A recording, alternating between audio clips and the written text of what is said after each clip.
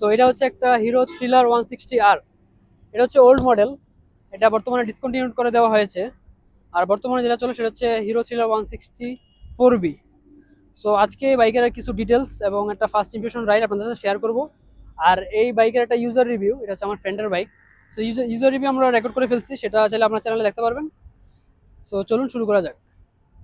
So প্রথমে যদি আপনাদেরকে বাইকের হ্যান্ডেলবার থেকে শুরু করি, এখানে একটা পাইপ হ্যান্ডেলবার ব্যবহার করা হয়েছে, যেটা বেশ আপরাইট। আমি যদি বসে দেখাই একটু, হ্যাঁ, সিটিং পজিশন খুবই কমফোর্টেবল এবং আপরাইট। হাইওয়েতে দীর্ঘ সময় রাইড করলেও কোনো ক্লান্তি আসবে না, এবং সিটিতেও খুব ইজিলি মুভ করতে পারবেন। আর এখানে সুইচ গিয়ার যদি আমরা ডান পাশে দেখি, আপনার কিল সুইচ এবং সেলফ একসাথে কম্বাইন করে দেওয়া হয়েছে, এবং সুইচ গিয়ার কোয়ালিটি এভারেজ, সবচেয়ে বেস্ট বলবো না, বাট এভারেজ। আর এখানে যেই সামনের চাকায় যে মাস্টার সিলিন্ডার ব্যবহার করেছে সেটা হচ্ছে বাইব্রির মাস্টার সিলিন্ডার। আর এখানে এবিএসও আছে। আর যদি আপনাদের মিটারটা দেখাই, মিটারটা খুবই সুন্দর, নেগেটিভ এলসিডি। আর এখানে একটা জিনিস মিসিং আছে, সেটা হচ্ছে গিয়ার ইন্ডিকেটর। এখানে টাইম আছে, অটো আছে, এটা হচ্ছে ট্রিপ এ আছে, ট্রিপ বিও আছে, অটো, আর ফুয়েল গোজ। আর উপরে হচ্ছে আরপিএম, খুবই সুন্দর। এবং side stand indicator, engine check light, neutral, high beam indicator এবং এবিএসএল লাইট। শুধু গিয়ার ইন্ডিকেটরটা মিসিং আছে, এবং কোনো ব্লুটুথ কানেক্টিভিটি নাই। যেগুলো মডার্ন যেগুলো আছে, পরে যেগুলো রিলিজ করেছে সেগুলোতে এই ফিচারগুলো পেয়ে যাবেন, মানে 160R4B যেটা। আর যদি এখানে বাম পাশে দেখি, তাহলে আপার ডিপার, আর এটা হচ্ছে আপনার যে হ্যাজার্ডের চারোটা ইন্ডিকেটর একসাথে জ্বলবে। আর টার্ন ইন্ডিকেটর, হর্ন। আর লুকিং গ্লাসগুলো খুবই ছোট এবং কিউট, এবং ভিজিবিলিটিও বেশ ভালো, এবং বিল কোয়ালিটি লুকিং গ্লাসের খুবই স্টিফ এবং হেভি।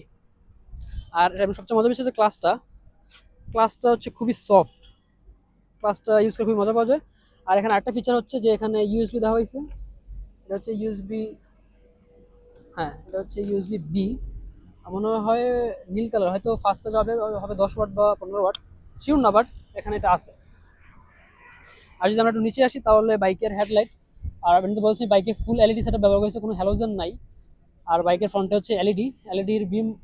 সিটির জন্য মোর দেন এনাফ, কিন্তু হাইওয়েতে আপনার ফগের সাহায্য লাগবেই। সো এই ছিল বাইকের ইয়ে। আর মাঠগার্ডটাও বেশ স্ট্রং, অনেক হেভি, কোনো ফ্লেক্স নাই।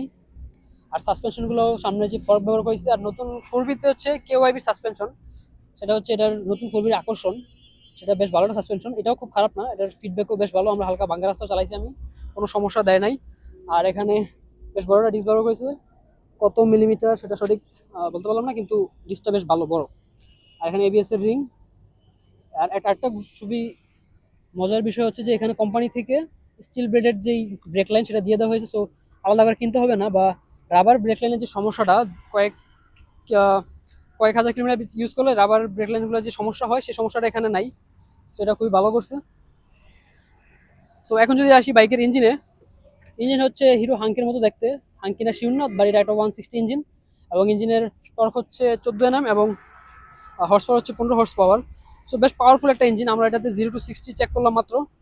এক্স্যাক্ট কত পয়েন্ট লাগছে, সময় লাগছে, 0 to 60 টেস্ট করব। বিসমিল্লাহ।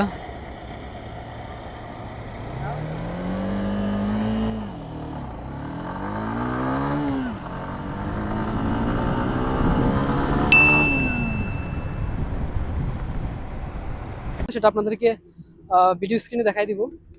এই ছিল ইঞ্জিনটা আসলে অনেক স্মুথ অ্যান্ড রিলায়েবল। বাইকটা মোটামুটি 16,000 সামথিং, 16,500 মতো ইউজ করা হয়েছে, কিন্তু এখন পর্যন্ত ইঞ্জিনের ক্লাস প্লেট এবং পিস্টন অরিজিনাল আছে, কোনো রকমের সমস্যা এখন পর্যন্ত ফেস করতে হয় নাই। সো বাইকের সিটটা রাইডারের জন্য খুবই বড় এবং ওয়াইড, এবং বসেও বেশ কমফোর্টেবল, কিন্তু পিলিয়নটা অনেক ছোট এবং কুশনিং অনেক কম। সো পিলিয়নের জন্য হালকা একটু সমস্যা হয়ে যাবে, কিন্তু রাইডারের জন্য বেশ ভালো। সো চলুন বাইকের পিছনটা দেখায়। পিছনটা অনেক সুন্দর এবং স্পোর্টি, বিশেষ করে গ্র্যাব রেলগুলো খুবই বড় এবং সুন্দর লাগছে আমার কাছে। আর এটা হচ্ছে ব্রেক লাইট। আর নতুন 4B-তে ব্রেক লাইটটা আরো চিকন, এবং এটার থেকে একটু বেশ সুন্দর। আর যদি বাইকের টায়ার সম্পর্কে বলি, সামনে ব্যবহার করেছে এমআরএফ এর 100 সেকশন 100/80। আর পিছনেটাও এমআরএফ, এবং আর পিছনেও এমআরএফ এর টায়ার ব্যবহার করা হয়েছে, এমআরএফ 130/70, এবং ওয়াইড রিম। আর পিছনে যে ক্যালিপারটা, সেটা হচ্ছে নিসিনের ক্যালিপার, এখানে তো দেখা যাচ্ছে না নিচে ক্যালিপার, এবং বাইটও বেশ অনেক স্ট্রং বাইট। এই ছিল ওভারঅল বাইকের স্পেসিফিকেশন এবং ওভারভিউ আপনাদের দেখালাম। আর বাইকটা রাইড করে দেখেছি খুব ভালো, কন্ট্রোলিংও বেশ ভালো। অনলি প্রবলেম যেটা আমার কাছে লাগে সেটা হচ্ছে যে সাসপেনশনগুলো একটু স্টিফ টাইপের, আর যেহেতু এটা একটু বয়স হয়ে গেছে টায়ার ফিডব্যাকটা একটু দুর্বল। এছাড়া বাইকটা আমার কাছে বেশ ভালো লেগেছে।